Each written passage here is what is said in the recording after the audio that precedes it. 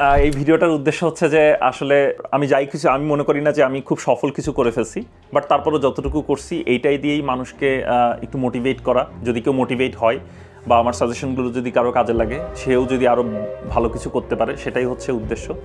Master চলাকালীন সময়ে কেউ যদি আসলে পিএইচডি করতে চায়, কারো যদি লক্ষ্য থাকে যে না আমি পিএইচডি করব, সেক্ষেত্রে তাকে যে বিষয়টা সবচেয়ে বেশি মাথায় রাখতে হবে,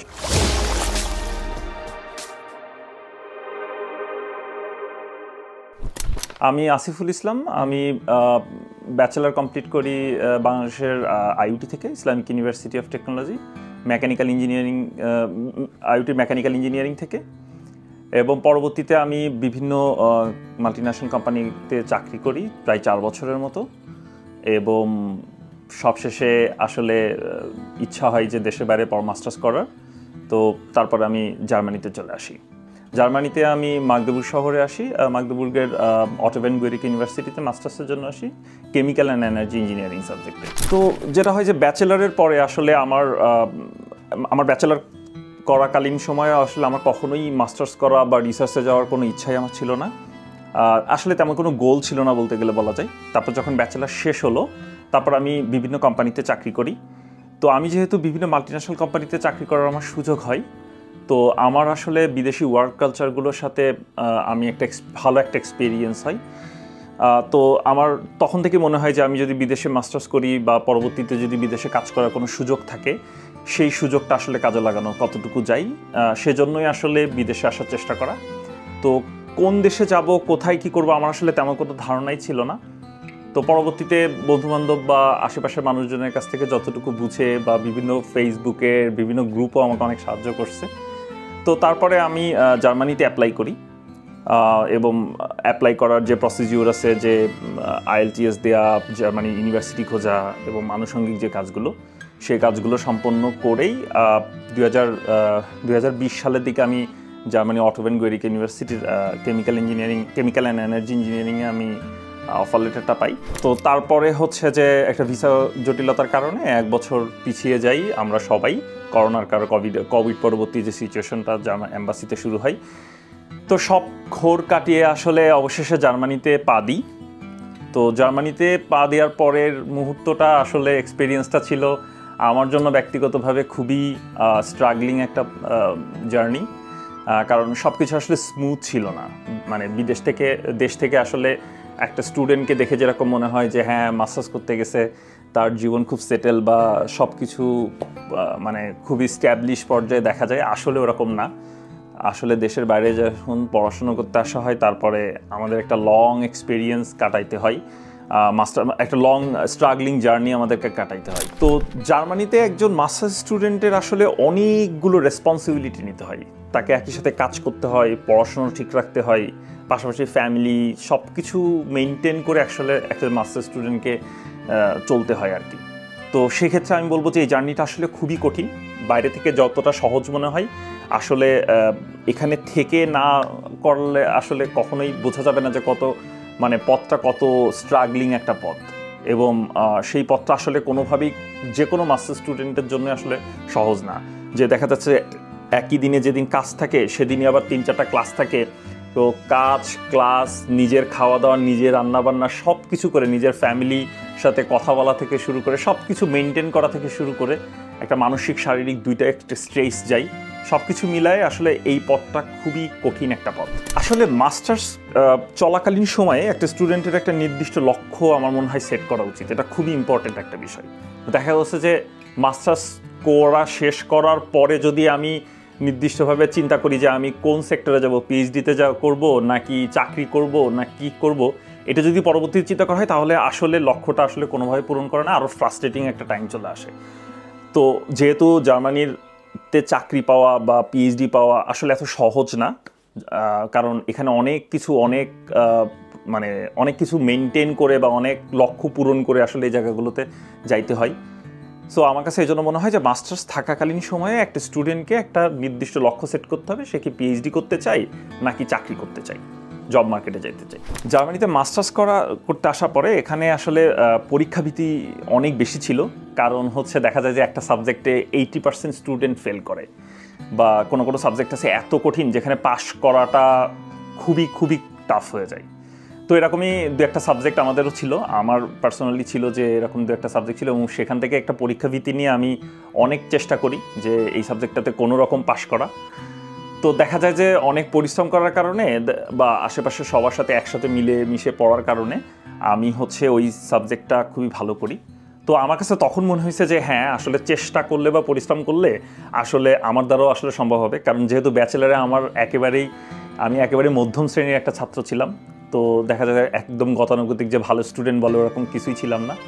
তো পরবর্তীতে যখন আমি দেখলাম যে পরিশ্রম করলে আসলে হয় বা জার্মানিতেও ভালো করা সম্ভব, পরবর্তীতে আমার মনে হয়েছে যে আমি আসলে রিসার্চে আমি মনে হয় ভালো করব, বা আমার এই গোলটাই সেট করা, পার্টিকুলার এই জায়গাটাতেই আসলে কাজ করা উচিত। তো ওইভাবে আমি গোল সেট করি যে না, আমি চাকরি করব না, কারণ একটা দীর্ঘ সময় আমি যেহেতু 4 বছর চাকরি করছি বাংলাদেশে। তো তারপর আমার মনে হয়েছে যে না, আমি যদি রিসার্চে যাই বা পিএইচডি করি বা আমি এই ধৈর্যটা রাখতে পারি, তাহলে মনে হয় আমি আরও ভালো করব, বেটার কিছু করতে পারবো। তো সেই হিসেবে আমি আগাইছি। মাস্টার চলাকালীন সময়ে কেউ যদি আসলে পিএইচডি করতে চাই, কারো যদি লক্ষ্য থাকে যে না আমি পিএইচডি করব, সেক্ষেত্রে তাকে যে বিষয়টা সবচেয়ে বেশি মাথায় রাখতে হবে সেটা হচ্ছে তার ওভারঅল রেজাল্টটা। জার্মানিতে দেখা যাচ্ছে যে 1 to 4 স্কেলের মধ্যে 1 হচ্ছে সবচেয়ে ভালো রেজাল্ট এবং 4 হচ্ছে সবচেয়ে খারাপ রেজাল্ট। তো এই স্কেলটার মধ্যে দেখা যাচ্ছে যে 1 থেকে 2 এর মধ্যে যদি কেউ রেজাল্টটা রাখতে পারে, সবচেয়ে বেটার হয় 1.3 বা 1.7 এর মধ্যে রাখা। যদি এর মধ্যে রাখা যায় তাহলে হচ্ছে দেখা যায় যে একটা ভালো মানে ইম্প্যাক্ট ক্রিয়েট করতে পারে পিএইচডি পাওয়ার ক্ষেত্রে। তবে এটাও সেফ না, আসলে অন্যান্য অনেক ফ্যাক্টর কাজ করে, যেমন দেখা যাচ্ছে তার রিসার্চ এক্সপিরিয়েন্স কেমন বা পাশাপাশি তার মাস্টার থিসিস ইয়াটা কেমন। তো আসলে বাট রেজাল্টের ক্ষেত্রে আমি বলবো 2 এর নিচে রাখাটা সবচেয়ে ভালো, 1 থেকে 2 এর মধ্যে যেন রেজাল্টটা সবসময়। তো পিএইচডির ক্ষেত্রে আমি বলবো সবচেয়ে ইম্পর্টেন্ট বিষয় যেটা হচ্ছে কাজ করে সেটা হচ্ছে মাস্টার থিসিস। তো মাস্টার থিসিস হচ্ছে আমাদের জার্মানিতে যেটা করতে হয় যে ইউনিভার্সিটির বাইরেও করা যায়, যেমন আমার ক্ষেত্রে আমি হচ্ছে ম্যাক্স প্ল্যাঙ্ক ইনস্টিটিউটে মাস্টার থিসিস করি। তো এই ধরনের ইনস্টিটিউট যদি করা হয় তাহলে হচ্ছে একটা ভালো রিসার্চ এক্সপেরিয়েন্স পাওয়া যায়, একটা এনভায়রনমেন্টটা আসলে খুব ভালো থাকে বা ভালো ভালো ল্যাবে কাজ করার সুযোগ হয়ে থাকে। তো আমার ক্ষেত্রে আমি মনে করি যে এটা আমার জন্য খুবই লাকিলি আমি এটা পেয়ে যাই, এবং আমি 1 বছরের মতো আমি সময় নিই থিসিসের ক্ষেত্রে। এবং এখানে একটু কথা বলে রাখি যে দেখা যাচ্ছে যে একটা স্টুডেন্ট যখন 60 ক্রেডিট বা 70 ক্রেডিট শেষ করে তখনই আসলে তার থিসিসের জন্য পুরোপুরিভাবে খোঁজা উচিত, কারণ থিসিস পাওয়াটা আসলে খুবই কম্পিটিটিভ। এখানে এই থিসিস পাওয়া আসলে এত সহজ না ইউনিভার্সিটির বাইরে বা ইউনিভার্সিটির ভিতরে ইনফ্যাক্ট। আর সবচেয়ে বড় কথা হচ্ছে থিসিস যদি আমরা বিভিন্ন ইনস্টিটিউটে যদি নাও পাই, ইউনিভার্সিটির মধ্যেও যদি করি, তাও হচ্ছে থিসিসের আউটকাম বা রেজাল্ট যেন খুবই ভালো থাকে, খুবই পরিশ্রমী যেন আমরা এই ক্ষেত্রে হই, যেন একটা ভালো রেজাল্ট আমরা আনতে পারি। তাহলে হচ্ছে যে আমি মনে করি যে পিএইচডির জন্য একটা বড় মাইলস্টোন অ্যাচিভ করা যাবে। তো জার্মানিতে পিএইচডি খোঁজা আসলে হচ্ছে খুবই ফ্রাস্ট্রেটিং একটা মোমেন্ট আমি মনে করি, সবচেয়ে টাফ টাইম। তবে এক্ষেত্রেও আসলে মানে পাওয়াটা আসলে একেবারে অসম্ভব কিছু না, যদি আমরা একটা নির্দিষ্ট লক্ষ্য রাখি। যে আমি যখন মাস্টার্স থিসিস থাকাকালীন সময় আসলে পিএইচডির জন্য খোঁজা অ্যাপ্রোচ করা উচিত, তবে নির্দিষ্ট আসলে জব সার্কুলার যে ওয়েবসাইটগুলো থাকে শুধু সেগুলোতেই নজর না রেখে বরঞ্চ একটা রিসার্চ নেটওয়ার্ক ক্রিয়েট করা। মানে আমি যে বিষয়ে মাস্টার্স থিসিস করতেছি সেগুলোর একটা স্কিল প্রথমে সেট করা, যে আমি কোন কোন বিষয়ে আমার স্কিল খুব ভালো, সেই স্কিলগুলোর উপরে যারা এখন এই মুহূর্তে কাজ করতেছে, যে ল্যাবগুলো এখন জার্মানিতে কাজ করতেছে বা রেনাউন্ড প্রফেসর কারা আছে এই ধরনের, বা লিঙ্কডইনের যে নেটওয়ার্ক ক্রিয়েট করা যায়, যে পিএইচডি স্টুডেন্ট কারা কারা, পোস্ট ডক কারা এই রিলেটেড কাজ করতেছে এই মোমেন্টে, তাদের একটা নেটওয়ার্কিং ক্রিয়েট করা, যে তাদেরকে লিঙ্কডইনে কানেক্ট রাখা, তাদের টাইম টু টাইম পোস্ট দেখা, সবসময় স্ক্রলিং করা যে কোনো ধরনের কোনো অপরচুনিটি পাওয়া যায় কিনা। তো আমার ক্ষেত্রে এটা খুবই কাজ করছিল। আমি মাস্টার থিসিসের একদম শেষের দিকে এসেই আমি হচ্ছে সবসময় হচ্ছে যে এগুলো দেখতাম যে কোনো প্রফেসর কোনো সার্কুলার দিল কিনা। তারপরে টাইম টু টাইম তাদেরকে আমি মেইল করতাম, প্রফেসরের কাছে মেইল করতাম বা প্রফেসরের কাছে অ্যাপ্রোচ করতাম থিসিসের জন্য, এবং পাশাপাশি আমি ম্যাক্স প্ল্যাঙ্কের নিজেও হচ্ছে যে অ্যাপ্রোচ করতাম, আমি যে ল্যাবে কাজ করছি সেই ল্যাবেও। তো এখানে একটা লক্ষ্য রাখতে হবে আমাদেরকে, যে আমরা যেন প্রতি মাসেই 1টা কি 2টা যেন ইন্টারভিউ কল পাই কিনা, এটা আমাদেরকে খেয়াল রাখতে হবে। এবং একটা গোল থাকতে হবে যেন অ্যাটলিস্ট 1টা কি 2টা ইন্টারভিউ কল পাই ইন্টারভিউ দিতে। তাহলে যেন প্রতি মাসে যদি 1টা কি 2টা পাই, ধরা যাচ্ছে 8 থেকে 10 মাসের মধ্যে 8টা 10টা ইন্টারভিউ দিলে আমার মনে হয় একটা কোনো না কোনো একটা ইন্টারভিউতে হয়ে যাবে। তবে আমাদেরকে খুবই খেয়াল রাখতে হবে যে আমরা কী বিষয়ের উপর পিএইচডি খুঁজতেছি, এই বিষয়টা আমাদেরকে খুবই সেট করতে হবে, যে আমরা এই পার্টিকুলার এইটা আমার স্ট্রং জোন, সো এই স্ট্রং জন্যই আমি যেন সবসময় ফোকাস রাখি এবং পাশাপাশি সবসময় চারদিকে খবর রাখা আর কি, যে প্রত্যেকটা ওয়েবসাইটে দেখা, কোথায় কিছু ইউনিভার্সিটিগুলোর ওয়েবসাইটে খেয়াল রাখা যে তারা কোনো সার্কুলার আসছে কিনা, প্রফেসরের কাছে নক করা। তো এইগুলো যদি রাখা হয় তাহলে আমার মনে হয় একটা ভালো কাজ করবে।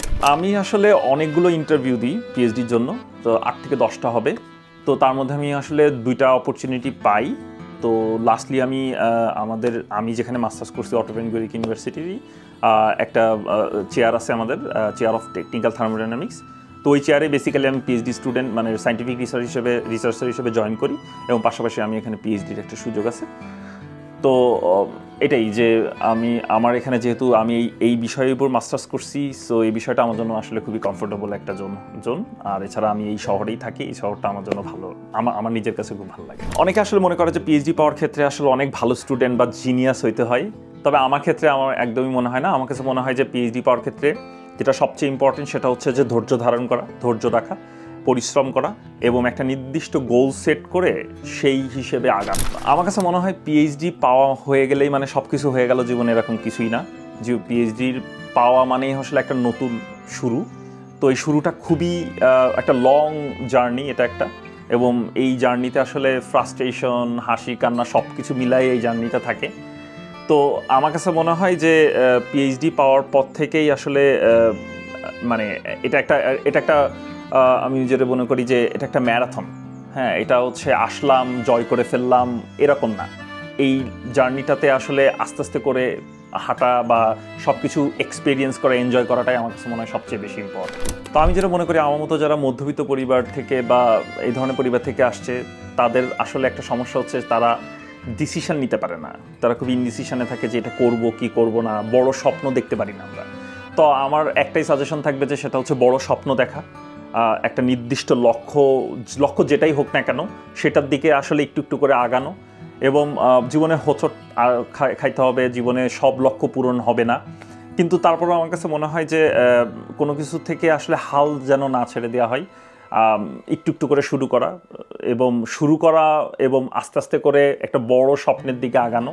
মোট কথা হচ্ছে বড় স্বপ্ন দেখা এবং সেই স্বপ্নের কাছাকাছি যাওয়ার চেষ্টা করা। এটাই আমার কাছে মনে হয় যে এটাই করা উচিত।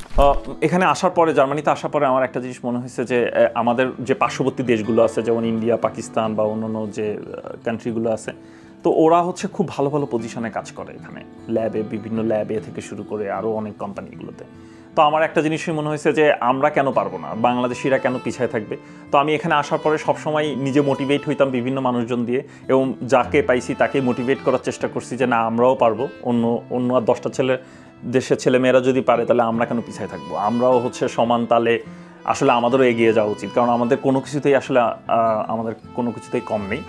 মেধা, পরিশ্রম সব কিছু আমরা করতে পারি, শুধু আমাদের ধৈর্য রাখতে হবে এবং একটা কম্পিটিটিভ মাইন্ড থাকতে হবে যে না, আমরাও আসলে পারি। তো প্রত্যেকটা ব্যর্থ মানুষেরই একটা সফলতার গল্প থাকে। তো আমি চাই মানুষরা ব্যর্থ হতে হতে একদিন সফলতার দিকে যাবে এবং সেই সফলতার গল্প আরও 10 জন মানুষকে মোটিভেট করবে এবং আরও 10 জন মানুষ এগিয়ে যাবে। তো আমি চাই আপনারাও ধৈর্য ধরেন, আরও বেশি সফল হন এবং সবাই আমরা সেই সফলতার গল্প একসাথে উদযাপন করি।